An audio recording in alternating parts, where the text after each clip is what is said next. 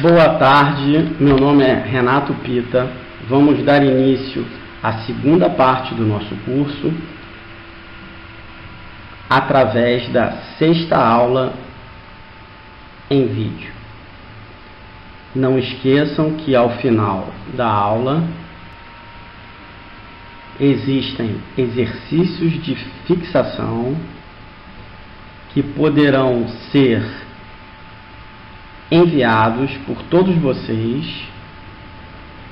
para o e-mail renatoribeiro.pita@yahoo.com.br com o seguinte assunto: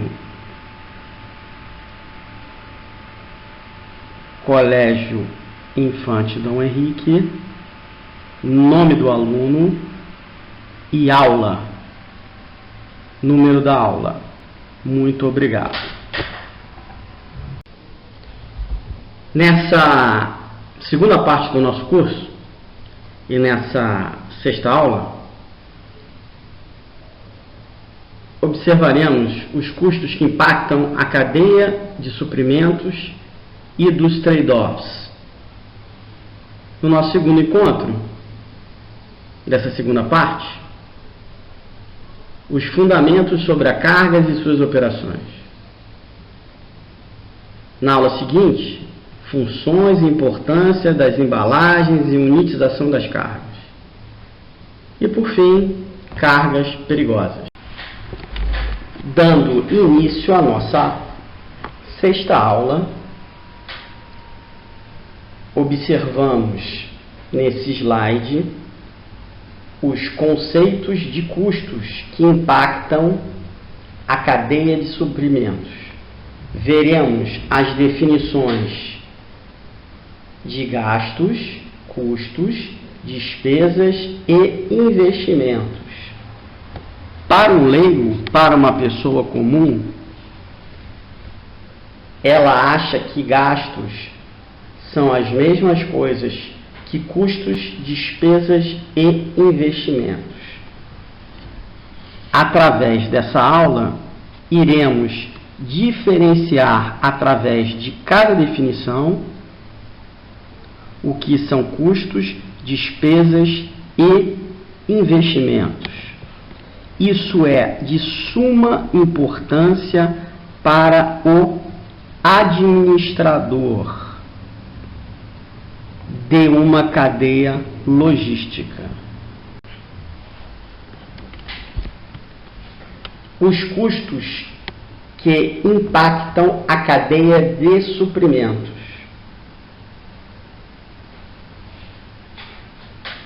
Primeiramente, vamos definir o que são gastos. Gastos é tudo aquilo que se desembolsa para atender às finalidades da empresa por meio das atividades de produção, administração e vendas, inclusive investimentos nas mesmas. É o gasto do ponto de vista financeiro. Custos são gastos direcionados à produção de bens e serviços, portanto, inerentes à atividade de produzir, incluindo a produção em si e a administração da produção. Despesas são gastos inerentes à obtenção de receitas e administração da empresa, portanto, próprios das atividades de venda e administração. E, por fim, investimentos. São gastos necessários a atividades de produção e serviços da administração de vendas, que irão beneficiar períodos futuros, portanto, de caráter permanente e de longo prazo, que por meio de depreciação ou amortização irão tornar-se custos ou despesas, dependendo da sua origem ou natureza. Vamos explicar isso de uma forma melhor para vocês. Então, os gastos são divididos em custos, despesas e investimentos. Qual é a diferença entre eles? Os custos, na verdade, eles estão ligados à atividade fim da empresa, ou seja, o que a empresa se propõe a fazer. Já as despesas são gastos que dão suporte à produção ou à prestação de serviços da atividade fim. Vamos dar um exemplo simples para vocês. Imaginem a fábrica da Coca-Cola. Imagine um insumo chamado energia elétrica. A energia elétrica gasta diretamente com a linha de produção faz parte dos custos da empresa. Por quê? Porque são inerentes à atividade de produzir, diferentemente da despesa. Observamos que o gasto de energia com, por exemplo, o escritório que administra a fábrica deixa de ser custo e passa a ser despesa.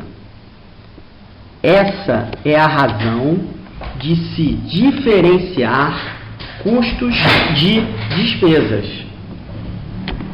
Agora, os investimentos, a palavra-chave quando se fala em investimento é futuro. Ou seja, se você não fizer investimento na sua empresa, ou no seu negócio, ou em qualquer atividade que você faça, você não terá rendimentos futuros. Vou dar um exemplo aqui para vocês. Suponhamos que vocês paguem a mensalidade do colégio de vocês.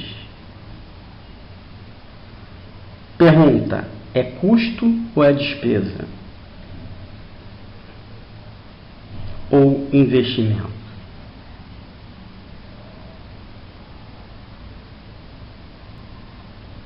Na verdade, o gasto com educação nada mais é do que um investimento. Por quê? Porque é de caráter permanente e de longo prazo e que irá gerar rendimentos no futuro. Continuando, custos que impactam a cadeia de suprimentos. Custos são gastos relacionados aos sacrifícios dos recursos ocorridos no processo produtivo. Custos logísticos são os gastos de planejar, implementar e controlar todos os estoques de entrada, chamado inbound, em processo e de saída, outbound, desde o ponto de origem até o ponto de consumo, passando pela movimentação nos armazéns e transportes. Ou seja, o custo está ligado à atividade fim. Os custos logísticos são os gastos direcionados a ou às atividades logísticas. Investimentos contemplam os recursos comprometidos para o funcionamento específico. São gastos ativados, ou seja, fazem parte do ativo da empresa. Perdas estão associadas aos bens e serviços consumidos de forma anormal ou involuntária, algo inesperado, como obsolescência dos estoques ou falhas e desperdícios ocorridos no processo. Prosseguindo, quanto aos custos que impactam na cadeia de suprimentos, quanto ao relacionamento com o objeto. Que objeto é esse? Fornecedor, cliente, produto, regiões ou canais de distribuição. Esses custos podem ser custos diretos, ou seja, aqueles que podem ser diretamente apropriados a cada tipo de objeto, pela sua fácil identificação e mensuração. Então vejamos alguns custos diretos. Custos diretos são os custos que podem ser diretamente identificados e avaliados com a produção, como, por exemplo, matéria-prima ou material direto, que significa, refere-se a todo material que representa parte integrante do produto que será incluído diretamente no cálculo do custo de produção. O que significa isso? A matéria-prima é um custo direto, porque você utiliza dessa matéria-prima para fazer um produto. Como exemplo, a fábrica da Coca-Cola. A água é um custo direto. Por quê? Porque é uma matéria-prima utilizada para fazer o refrigerante. Assim como gás, rolha, vasilhame, ou seja, todos os insumos de produção. E também, muito importante, muito relevante, é o custo direto com relação à mão de obra direta. Ou seja, é a mão de obra justificada e que é utilizada diretamente na transformação da matéria-prima em produtos acabados. Continuando, o conceito dos custos que impactam a cadeia de suprimentos. Custos indiretos, aqueles que não podem ser apropriados diretamente a cada tipo de objeto. Observação: não podem ser apropriados diretamente, por estarem indiretamente associados. Ok? Custos segundo os critérios de rateio. Então, aqui, ao lado, na figura, no canto médio esquerdo, temos o custo fixo, variável, desembolsável, não desembolsável. Ao meio, podemos observar o rateio, com relação a custos diretos e custos indiretos. E aí, temos o rateio com relação, como por exemplo, álcool e açúcar, cana e soja, veículos, calçados, carnes, etc. Ou seja, vamos explicar melhor isso para vocês. Significa o seguinte: voltemos à explicação da fábrica da Coca-Cola. Os gastos com, por exemplo, pessoal que trabalha na administração da fábrica é um custo indireto. Por que ele é indireto? Porque ele não está diretamente ligado à produção. Já o custo de mão de obra, ou seja, o salário dos trabalhadores, que é pago pela empresa, cujos trabalhadores trabalham diretamente na linha de produção, é tido como custo direto.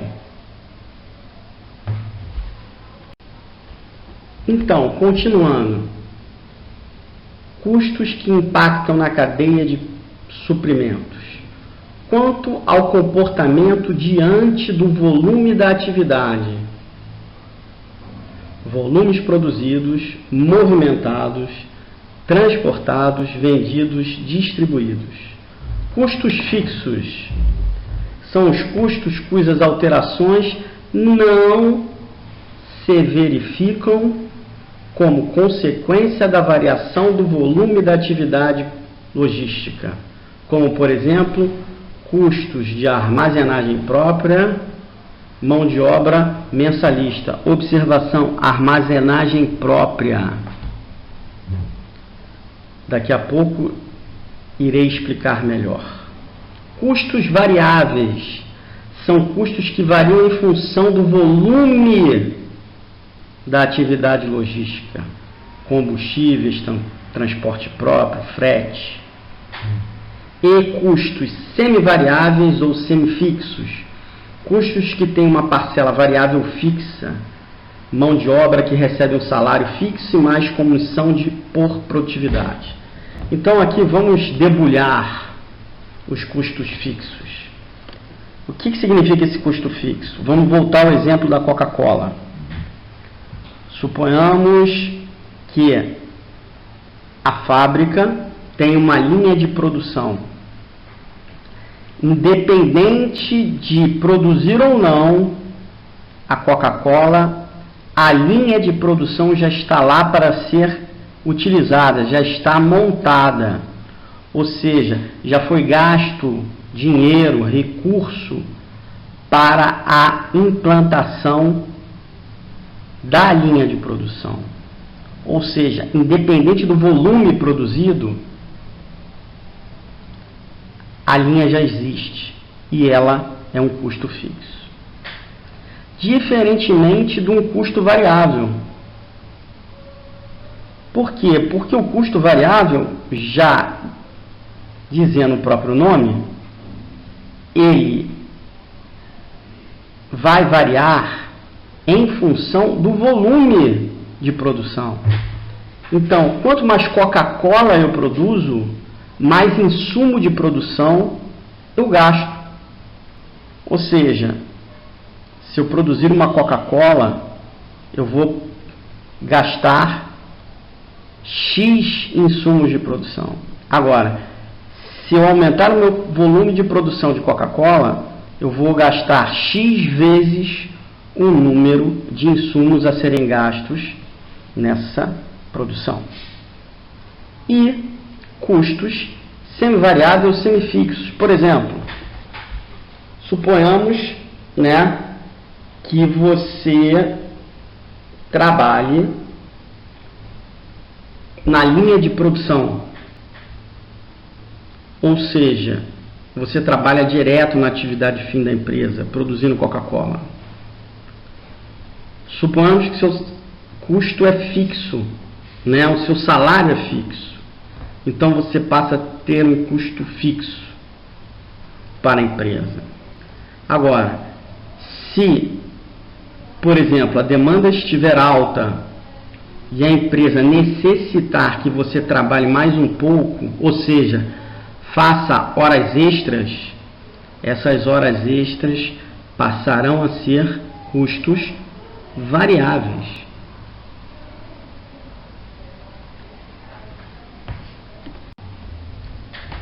Continuando nossos conceitos sobre custos que impactam a cadeia de suprimentos,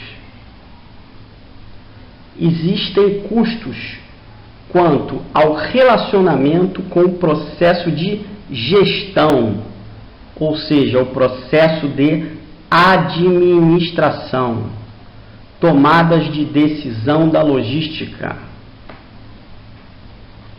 Então, temos duas classificações com relação ao controle, que são custos controláveis e custos não controláveis. Os custos controláveis, eles ocorrem quando podem ser controlados por uma pessoa dentro de uma escala hierárquica pré-definida. O responsável poderá ser cobrado de eventuais desvios não previstos.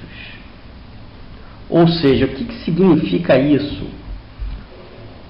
Os custos controláveis são aqueles que você pode dominar, você pode fazer uma interação com eles, você administrador. Já os custos não controláveis fogem ao controle do responsável pelo departamento, como, por exemplo, rateio do aluguel.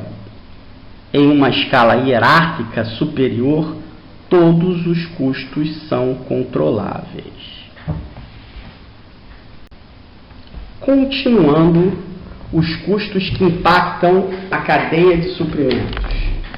Quanto ao relacionamento com o processo de gestão, ou seja, são imprescindíveis à gestão logística, como, por exemplo, o custo de oportunidade, que representa quanto a empresa sacrificou em termos de remuneração por ter aplicado seus recursos numa alternativa ao invés de outra.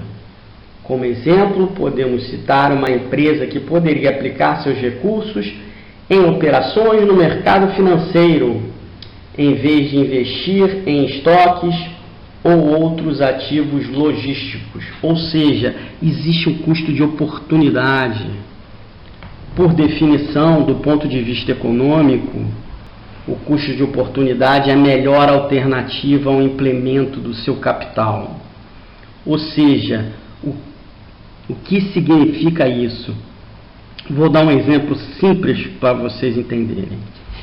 Suponhamos que você seja administrador de uma empresa e essa empresa vende notebooks, computadores. Suponhamos que você deseje ter um estoque de 1000 notebooks. Ou seja, você gastará dinheiro, comprará os 1000 notebooks e colocará todos esses 1000 notebooks no seu estoque para vendê-los. Cabe aqui uma observação. O que você poderia fazer com esse dinheiro, ao invés de comprar os notebooks? Poderia aplicá-lo no mercado financeiro? Comprar uma ação em bolsa de valores? Colocá-lo na poupança? Enfim, se você não gastasse esse dinheiro dos notebooks, você poderia pegar esse dinheiro e fazer uma aplicação que lhe renderia um valor num tempo futuro. Esse valor de rendimento no tempo futuro nada mais é que o seu custo de oportunidade. Ou seja, ao invés de você comprar os notebooks e estocá-los para vender, esse dinheiro estaria aplicado no mercado financeiro. Esta nada mais é a razão do que hoje as empresas trabalham com poucos estoques, porque o custo de oportunidade, dada uma taxa de juros do mercado, passa a ser relevante para o gestor da empresa. Prosseguindo com custos. Custos que impactam na cadeia de suprimentos. Quanto ao relacionamento com o processo de gestão. Custo relevante. Não é necessariamente o que foi incorrido no passado, mas aquele que se espera incorrer no futuro para um determinado nível de serviço. Os trade-offs enquadram-se na categoria de custos relevantes. Podemos tomar como exemplo a escolha do modal de transporte que irá se refletir no custo das embalagens e da manutenção dos estoques. Trade-off. Custos irrecuperáveis, sunk costs ou sunk costs. São custos incorridos no passado e que não são relevantes para decisões do presente, pois não se alteram em função das decisões. Continuando, custos que impactam na cadeia de suprimentos. Quanto ao relacionamento com o processo de gestão, custo marginal ou diferencial considera-se como custo extra associado a uma unidade adicional. Podemos exemplificar a escolha do nível de estoque, em que a alternativa que tiver o melhor resultado econômico, ou seja, a melhor solução logística, deverá ser adotada. Custos ocultos são custos que não são visíveis aos gestores, mas que afetam o resultado econômico da empresa, pois ocorrem em condições anormais de operação associados ao conceito de perdas, tais como falhas e desperdícios no processo logístico. Podemos citar como, por exemplo, superprodução, gerando estoques desnecessários, defeitos, esperas e atrasos, acúmulos de material em processo, transportes internos e ações que podem gerar movimentações desnecessárias e processos que muitas vezes necessitam ser modificados para serem eficientes. Vamos explicar isso melhor para vocês.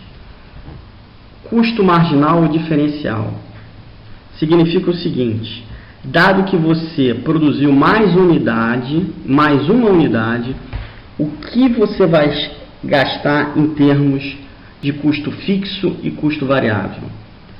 Suponhamos como exemplo a fábrica da Coca-Cola. Você produziu a primeira lata de Coca-Cola e vai produzir a segunda lata de Coca-Cola. Ou seja, dado que você sai da primeira unidade para a segunda unidade, haverá uma unidade adicional de produção, que é a passagem da primeira unidade para a segunda. Isso gerará custos fixos e custos variáveis. A diferença entre os custos ou os insumos utilizados da primeira unidade para a segunda unidade será o custo adicional, marginal ou diferencial. Custos ocultos são custos que não são visíveis aos gestores. O que acontece? O que acontece é o seguinte, vou dar um exemplo agora não da Coca-Cola, mas do supermercado, né? Suponhamos que o funcionário do supermercado está repondo uma prateleira, né? Porque vendeu-se muito, ele tem que repor o produto para ser vendido. Suponhamos que ele esteja lá numa prateleira de cerveja em garrafa e por algum problema a garrafa caiu e quebrou.